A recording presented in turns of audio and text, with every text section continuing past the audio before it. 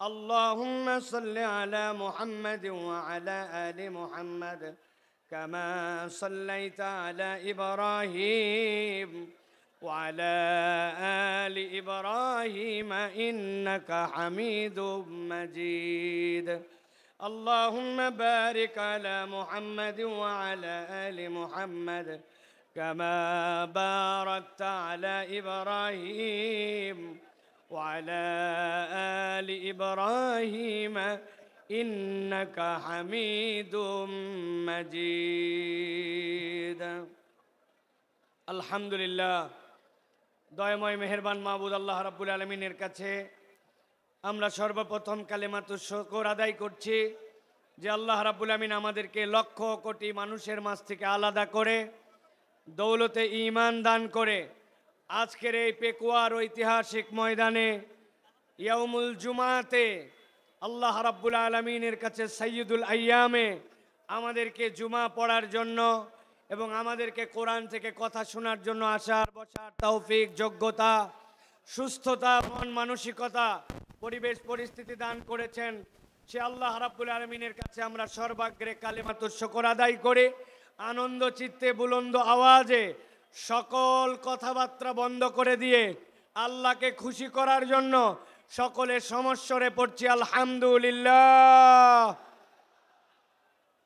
দরুদ এবং সালাম বর্ষিত হোক মানবতার মহান মুক্তির দূত আকায়ে নামদার তাজেদারে মদিনা আপনার আমার প্রিয় রাসূল জনাবে মুহাম্মদুর রাসূলুল্লাহ সাল্লাল্লাহু আলাইহি ওয়াসাল্লামের প্রতি।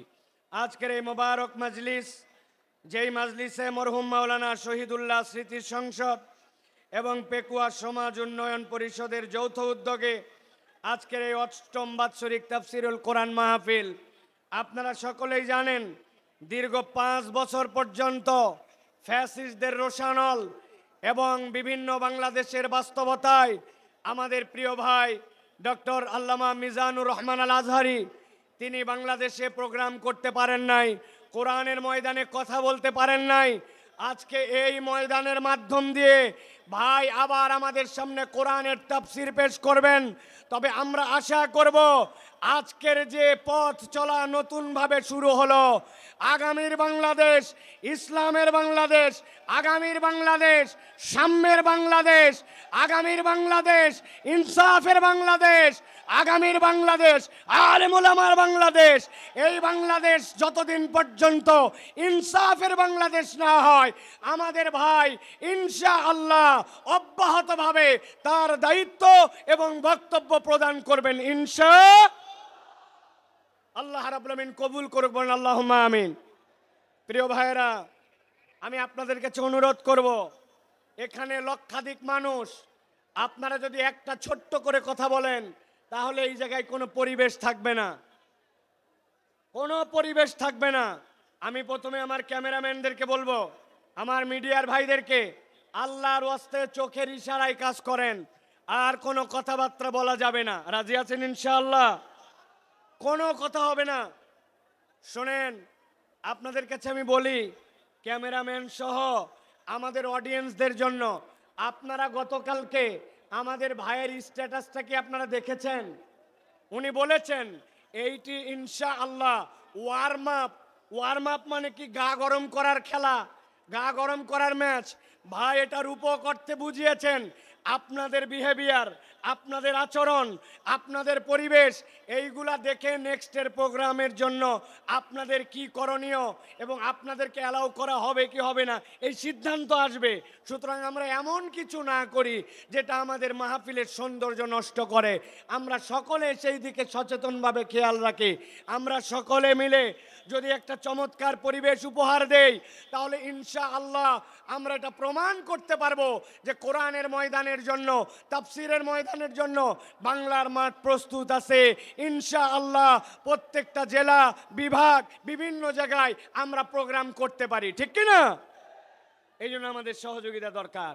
আল্লাহ আমাদের সকলকে এই সহযোগিতার মন মানসিকতা নিয়ে কোরআনের পক্ষে কাজ করার মতো তৌফিক দান করেন, বলেন আল্লাহুম্মা আমিন। প্রিয় ভাইয়েরা, জুমা পূর্ব এই সংক্ষিপ্ত অধিবেশনে আমি আপনাদের কাছে মূল্যবান একটি বিষয় থেকে সংক্ষিপ্ত কিছু কথা বলবো। প্রিয় ভাইয়েরা, সময় অত্যন্ত সংক্ষিপ্ত, কিন্তু বিষয়টা অত্যন্ত গভীর। আজকে আমরা এই সংক্ষিপ্ত সময়ে যে বিষয়টিতে কথা বলতে চাই সেটি হচ্ছে, মানুষ এই দুনিয়ার জীবন যখন শেষ করবে, দুনিয়ার জীবন শেষ করে মানুষ আবার আল্লাহ রাব্বুল আলামিনের সামনে যাবে। যখন মানুষ আল্লাহ রাব্বুল আলামিনের সামনে যাবে এবং আল্লাহর কাছে তার আমলনামা নিয়ে উত্থিত হবে, দুনিয়ায় যেরকম ঘরে পর্দায় সকল মানুষ একসাথে থাকে, ওই দিন আল্লাহ রাব্বুল আলামিনের সামনে সব মানুষ একভাবে উঠবে না। হাসরের ময়দানে মানুষদেরকে আল্লাহ রাব্বুল আলামিন হিসাবের বেলায় 4 দলে বিভক্ত করবেন। হাসরের দিনে হিসাবের বেলায় মানুষ কয় দলে বিভক্ত হবে? সকলে কথা বলেন নাই, সকলকে একসাথে বলতে হবে। হাসরের দিনে বিচারের বেলায় মানুষ কয় ভাগে বিভক্ত হবে? সকলে হাতগুলা নিচে নামান। আমি যখন জিজ্ঞাসা করব সব কথা বন্ধ, সব কথা বন্ধ করে আপনাকে এখন আলোচনার কথায় উত্তর দিতে হবে। হাসরের দিনে বিচারের বেলায় মানুষজন কয় দলে বিভক্ত হবে? 4 দলে।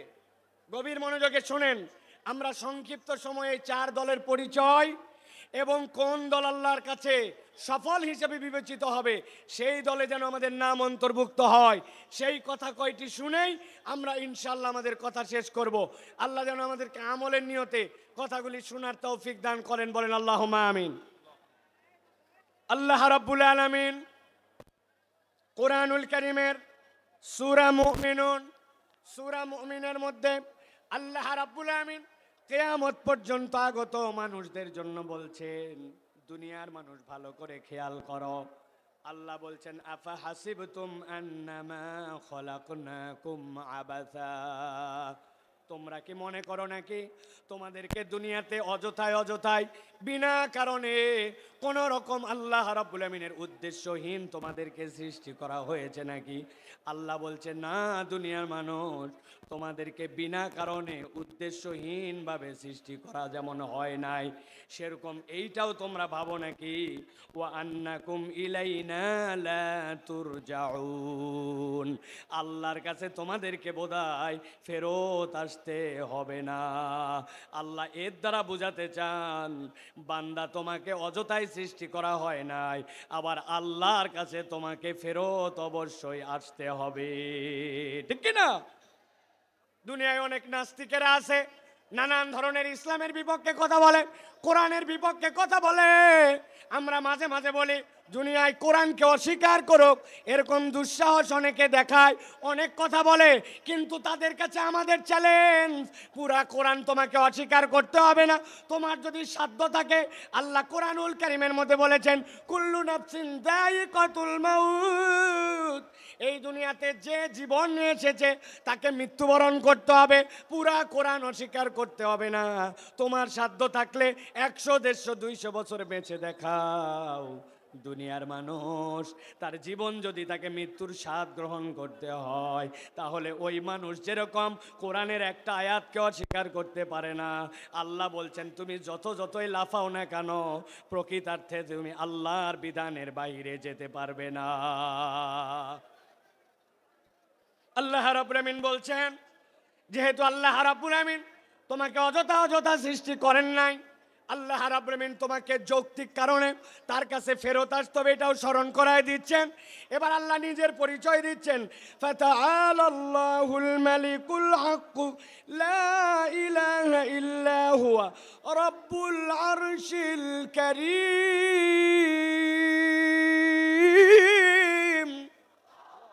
আল্লাহ রাব্বুল আমিন বলছেন, তিনি সেই মহান রব যিনি আরশের অধিপতি, যার থেকে বড় মর্যাদার আর কেউ নাই। আল্লাহ নিজে বলছেন সেই আরশের অধিপতি। তোমাদেরকে বুঝাতে চান তোমাদেরকে অযথায় সৃষ্টি করা হয় নাই, আর আল্লাহর কাছে তোমাকে ফেরত আসতে হবে। এই জন্য আল্লাহ বলছেন, ওয়া মাইয়াদউ মাআল্লাহি ইলাহান আখার, তোমাদের মধ্যে থেকে আল্লাহকে যে আল্লাহ ছাড়া অন্য কাউকে ডাকো তোমরা, অনেক সময় আল্লাহ ছাড়া অন্যের কাছে সাহায্য চাও, আল্লাহ ছাড়া কেউ ভালো মন্দ করতে পারে এরকম বিশ্বাস করো। আল্লাহ বলছেন লা বুরহানা লাহু বি, আল্লাহ বলছেন এটার কোনো প্রমাণ নাই। আল্লাহর পুরা সৃষ্টি জগৎ সাক্ষ্য দেয় আল্লাহ ছাড়া আসলে কোনো রব নাই, প্রকৃতার্থে কোনো মাবুদ নাই। আল্লাহ বলছেন ফা ইন্নামা হিসাবুহু ইনদা রাব্বিহি, জেনে রাখো আল্লাহর কাছে তোমাকে হিসাব দিতে হবে। ইন্নাহু লা ইউফলিহুল কাফিরুন, আল্লাহ বলছেন, রব্বুল আমিন তোমাদেরকে বলছেন আল্লাহকে যে অস্বীকার করে, আল্লাহকে যে মানে না, আল্লাহ গ্যারেন্টার হচ্ছেন সে কখনো সফল হতে পারবে না। তাহলে আল্লাহ রাব্বুল আলামিন বলছেন কাফের মুশরিকরা কখনো সফল হতে পারবে না। আর আল্লাহ বলছেন আল্লাহ তোমাকে অযথায় সৃষ্টি করেন নাই, আল্লাহর কাছে তোমাকে ফেরত যেতে হবে। এবার জিজ্ঞাসা করব, আমরা কি এই ঈমানটুকু ন্যূনতম বিশ্বাস করি যে আল্লাহর কাছে আমাদেরকে ফেরত যেতে হবে? হাত তুলে আল্লাহকে দেখান, আল্লাহর কাছে আমাদেরকে ফেরত যেতে হবে। কথা বলেন, দুই হাত তোলেন, শক্ত করে দুই হাত তোলেন। যারা যারা বিশ্বাস করি আল্লাহ আমাদেরকে অযথায় সৃষ্টি করেন নাই, আল্লাহর কাছে ফেরত যেতে হবে, হাত তুলে আল্লাহকে দেখান। এবার আল্লাহর নামে একটা রণহুঙ্কারের তাকবীর দিব। এই তাকবীরের পর আর একটা শব্দ হবে না। রাজি আছেন আপনারা? পেকুয়ার ময়দানে আজকে যত তাকবীর দিয়েছেন, এই তাকবীরটা সবচেয়ে বলিষ্ঠ কণ্ঠে আল্লাহর জন্য দিতে হবে। রাজি আছেন? যারা আছেন তারা হাত শক্ত করে তোলেন, দেখে একটা তাকবীর দেন। লিল্লাহে তাকবীর, লিল্লাহে তাকবীর। আল কোরআনের আলো, আল হাদিসের আলো, তোমার নেতা আমার নেতা, তোমার নেতা আমার নেতা, আলেম ওলামা যেখানে, আলেম ওলামা যেখানে, আল্লাহর আইন যেখানে, লিল্লাহে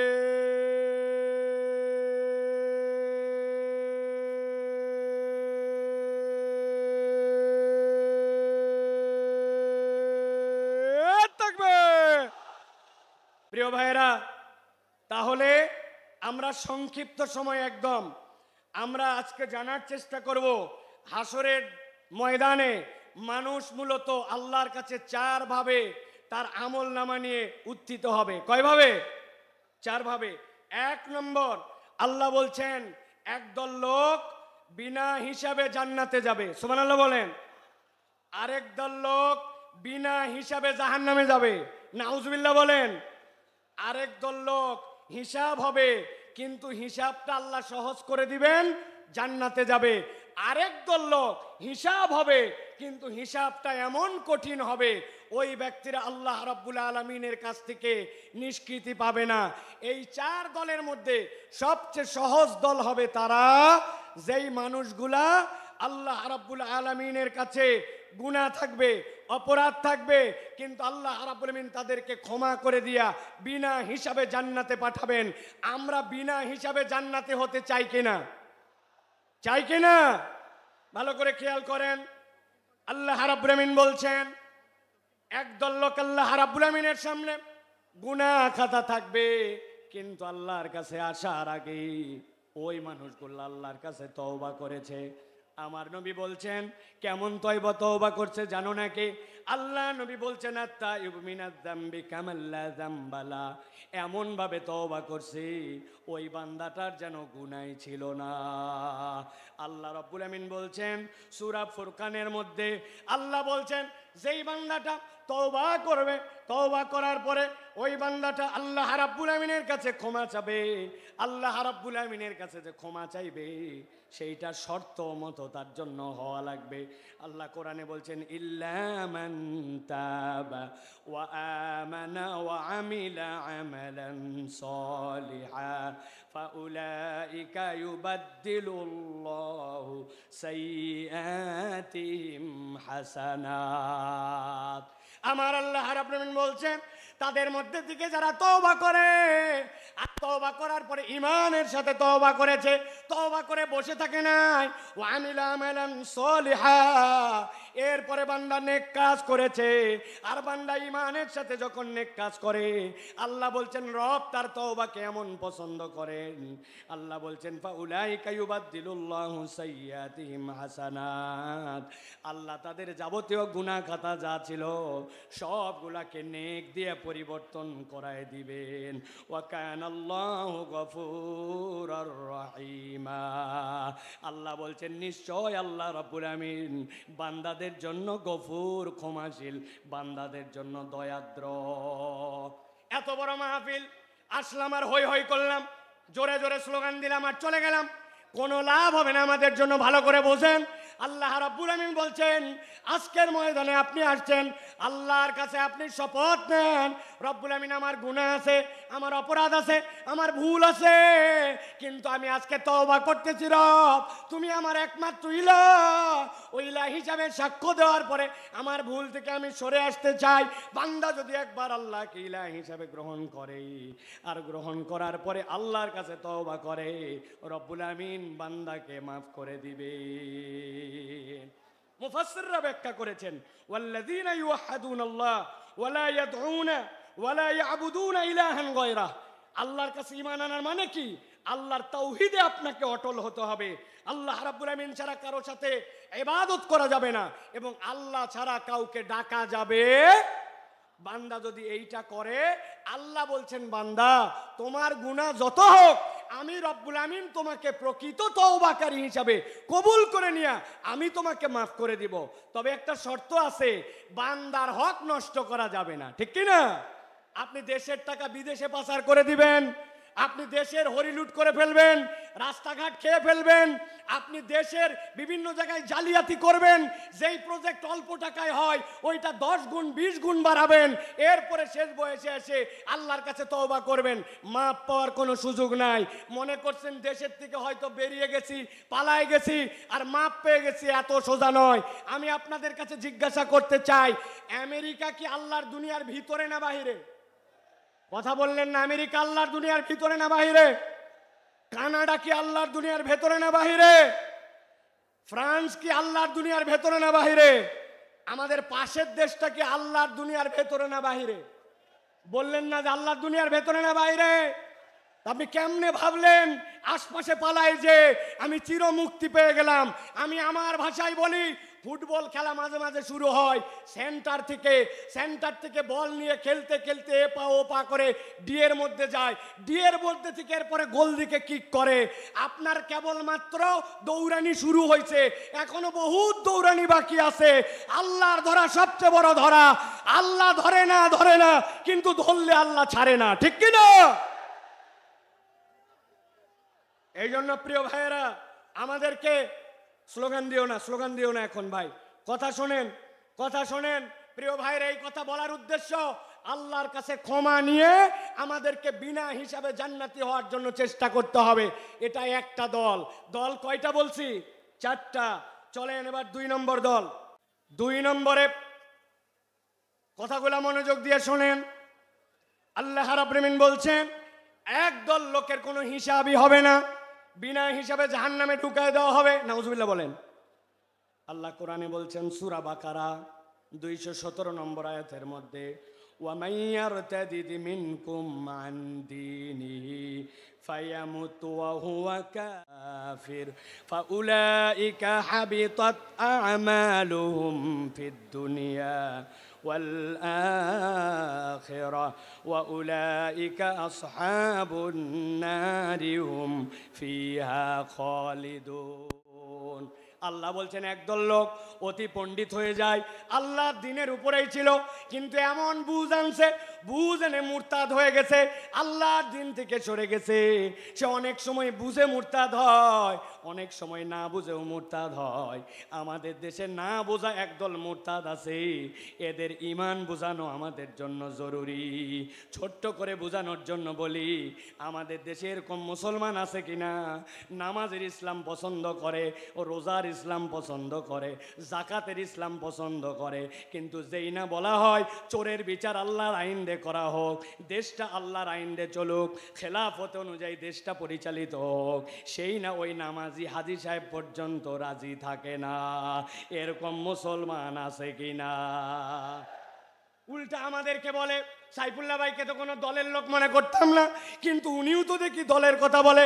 আল্লাহর দ্বীনের পক্ষে কথা বললে, আল্লাহর আইনের পক্ষে কথা বললে দল খুঁজে নামে পরিচয় দেয়, আসলে এইগুলা মুনাফেক মার্কা মুসলমান। ভালো করে বোঝেন, আল্লাহ বলছেন কেউ যদি আল্লাহর দ্বীন থেকে মুখ ফিরায় নাই, ফায়ামুত ওয়া হুয়া কাফির, এই অবস্থায় যদি মারা যায় তাহলে সে কাফের। আল্লাহ বলছেন আর কেউ যদি কাফের অবস্থায় এরকম করে মুরতাদ হয়ে মরে যায়, ফাহাবিতাত আমালুহুম ফিদ দুনিয়া ওয়াল আখিরা ওয়া উলাইকা আসহাবুন নারি হুম ফিহা খালিদুন। এই মানুষগুলাকে চিরস্থায়ী জাহান্নামে ঢুকানো হবে, এদের কোনো বিচার হবে না, সরাসরি জাহান্নামে যাবে। অতএব যাই করি নাই করি, কখনো আল্লাহর দ্বীনের থেকে মুখ ফিরানো যাবে না। আর নিজের পণ্ডিতি খাটায়া আল্লাহর বিধান নিয়ে কোনো বাজে কথা বলা যাবে না, ঠিক কি না? খুব সাবধান প্রিয় ভাইরা। আল্লাহ রাব্বুল আলামিন কোরআনুল কারীমের মধ্যে বিস্তারিত কথা বলেছেন, সংক্ষেপ সময় এই জন্য আপনাদের কাছে বোঝানোর জন্য বলছি। মুরতাদ কিভাবে হয়? ওরা মনে করে নবীর তরিকা ঠিক না, নবীর পদ্ধতি পছন্দ করে না, আল্লাহর বিধান আগে ঠিক মনে করত, কিন্তু এখন মনে করে আল্লাহর বিধান বোধহয় বাংলাদেশের জন্য, আমাদের সমাজের জন্য অচল। এরকম যদি মনে করে, ও যত হাজী সাহেব গাজী সাহেব হোক না কেন, আল্লাহর কাছে সে মুরতাদ হয়ে যাবে, বিনা হিসাবে জাহান্নামে। আল্লাহ হেফাজত করুক, বলে আল্লাহুম্মা আমিন। প্রিয় ভাইয়েরা, এবার চলেন আমরা 3 নম্বর দলের মধ্যে যাব। 3 নম্বর দল কি এটা একটু বুঝতে হবে, সেটা হচ্ছে হিসাব হবে। কিন্তু আল্লাহ বলছেন ওই হিসাবের পরে তাকে জান্নাত দেওয়া হবে, তবে হিসাবটা তার জন্য যে হবে, ওই হিসাবটাতে তার আমল নামায়, আমলটা পরিমাপে দেখা হবে না, আমলটা ওজনে দেখা হবে। কিসে দেখা হবে? কথা বলেন, আমল কি আমাদের পরিমাপ হবে না ওজন হবে? আমার দিকে তাকান, কি হবে? ওজন হবে। এখন কথা হচ্ছে যে আপনার আমল নামায় সোয়াবও আছে, গুনাহও আছে, কিন্তু আমল নামাতে আমার ওজনটা কেমনে ভারী হবে? আমি আপনাদের কাছে বলতে চাই, একটা মানুষের জীবনে যদি তার আমল নামায় 3টা জিনিস যুক্ত থাকে, তাহলে তার আমল নামা ওজনে ভারী হয়। সুবহানাল্লাহ বলেন। 1 নম্বরে আপনার আমল নামার মধ্যে ঈমান লাগবে। কি লাগবে? একটা মুখ বন্ধ থাকবে না। আমল নামাতে ওজনে ভারী করতে হলে প্রথমে বলতে হবে কি লাগবে? জোরে বলেন, ঈমান। ওই যে দাঁড়ায় আছেন যারা, কি লাগবে? ঈমান। ঈমান নাই আপনার কিচ্ছু নাই, ঈমান আছে আপনার কিছু আছে। সুবহানাল্লাহ বিহামদি। এই যে তরুণেরা ওয়াজ শোনার জন্য চলে আসছে, কিন্তু এর মধ্যে অনেকেই আছে ঈমানের বেসিক হচ্ছে সালাত, অথচ সেই সালাত আদায় করে না, আছে কি না? আমি আপনাদের কাছে একটা ছাত্র আর একটা শিক্ষকের একটা দৃষ্টান্ত দিব 30 সেকেন্ডে, ভালো করে খেয়াল করেন। এক ছাত্রকে তার ওস্তাদ জিজ্ঞাসা করছে, বলো তো দুনিয়াতে নামাজ পড়ে না কারা কারা? ওই ছেলে ভেবে চিনতে বলছে, ওস্তাদ দুনিয়াতে নামাজ পড়ে না 3 শ্রেণীর লোক। কয় শ্রেণী? কথা বলেন। 3 শ্রেণী। বলো তো 1 নম্বর কে? বলছে 1 নম্বর যে পাগল অথবা অজ্ঞান। মাশাআল্লাহ। 2 নম্বর কে? বলছে ওস্তাদ 2 নম্বর যে মৃত, সে নামাজ পড়ে না। মরা মানুষ নামাজ পড়ে? উল্টা নামাজ পড়া লাগে। বলছে মাশাআল্লাহ। এবার 3 নম্বর বলো। বলছে 3 নম্বর হচ্ছে যে অমুসলমান। তাহলে নামাজ পড়ে না কয় শ্রেণী? 1 নম্বরে পাগল অথবা অজ্ঞান, বলেন। 2 নম্বরে মৃত, 3 নম্বরে অমুসলমান। এবার পেকুয়ার লক্ষ মানুষকে সামনে নিয়ে জিজ্ঞাসা করতে চাই, যারা এখানে আছেন দাঁড়ায় বসে দূরে কাছে, আমরা কি পাগল অথবা অজ্ঞান? আমরা কি মৃত? আমরা কি অমুসলমান? আপনি কিন্তু ফাঁসে গেছেন। আপনি এক আগামীকালকে নামাজ পড়েন নাই, বলছে এই তুই কি পাগল? বলছে না। তাহলে মরা না, অমুসলমান না। তো আপনি পাগল না, মরা না, অমুসলমান না, আপনি নামাজ পড়বেন না, তা হবে না, ঠিক কি না? ইমানের পরে সবচেয়ে গুরুত্বপূর্ণ এইটা হচ্ছে আপনার আমার জন্য সালাত। তাহলে আমলে ওজন বাড়ানোর জন্য কাজ তিনটা। 1 নম্বর ইমান লাগবে। কি লাগবে? 2 নম্বর লাগবে নিয়ত সহি লাগবে, আপনার নিয়তটা বিশুদ্ধ লাগবে। নিয়ামতুল্লাহ নিজামীর কথা, মোটরসাইকেলে আসতে আসতে আমার চোখটা ছলছল হয়ে গেছে। বল সাইফুল্লাহ ভাই, এত লক্ষ লক্ষ লোক দেখানোর জন্য আয়োজন করি নাই। আমার আব্বা ইন্তেকাল করে গেছেন, এলাকাবাসী অনেক মানুষ মারা গেছে। একটা লোক যদি দোয়া করে, আমার বাপ যদি সেখান থেকে নিষ্কৃতি পায়, আর মানুষ যদি কোরআনের বার্তা নিয়ে কোরআনের পক্ষে বাড়িতে যায়, আমার আয়োজন সফল ভাই, একটু দোয়া করবেন। নিয়ামতুল্লাহ যদি মনে করতো অনেক টাকা দিছে, দেখ কত বড় আয়োজন করি, আয়োজনের 1 পয়সাও দাম নাই। এই জন্য আমলটা লাগবে ইখলাসের সাথে, আল্লাহর জন্য, ঠিক কি না? আমল করব কার জন্য? আল্লাহর জন্য। আর আমল নামায় যদি ওজন বাড়াতে চান, 3 নম্বর পয়েন্ট হচ্ছে নবীর তরিকায় করা লাগবে। কার তরিকায়? নবীর তরিকায়। এইটার মধ্যে কথা আছে প্রিয় ভাইয়েরা। আমরা নবী সাল্লাল্লাহু আলাইহি সাল্লামের তরিকা মানতে চাই, ঠিক কি না? কথা বলেন। কিন্তু আমরা যুক্তি তর্কে গেলে অনেক সময় নবীর বিপক্ষে আমরা কথা মানবো না বলি, কিন্তু আবার ওই মানুষটাই যুক্তি তর্কে উল্টায় ফেলি। আমি আপনাদের কাছে জিজ্ঞাসা করতে চাই, আপনার এলাকায় জুম্মার নামাজের মুসল্লি বেশি হয় না ঈদের? কথা মনে হয় বুঝেন নাই। জুম্মা না ঈদের? এবার বলেন তো ভাই, ঈদের দিন আপনার এলাকায় ঈদের জন্য আজান দেওয়া হয়, একামত হয়। নবীজির সময় লোকজন কম ছিল, এই জন্য আজান একামত হতো না।